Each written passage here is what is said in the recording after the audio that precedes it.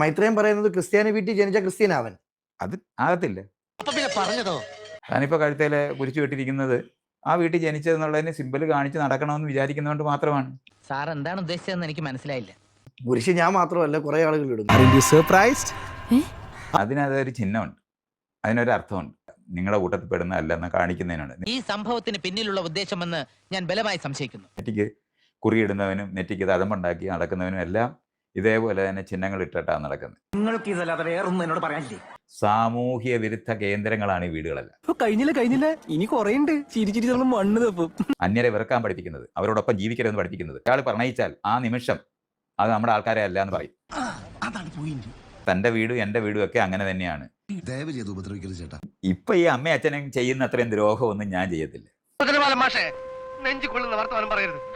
ഈ അമ്മയച്ഛനും എന്ത് ദ്രോഹം ചെയ്യുന്നത്? ഈ ദൈവമുണ്ട്, അതുങ്ങളാണ് ഈ ആണി അടിച്ചു വെച്ചതെന്ന്.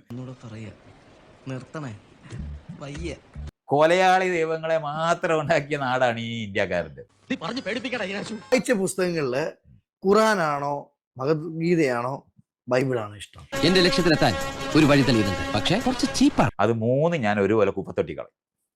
നീ സഭ്യതയുടെ അതിർവരമ്പുകൾ വീണ്ടും ലംഘിക്കുന്നു. നോക്കുപോലും ചെയ്യത്തില്ല.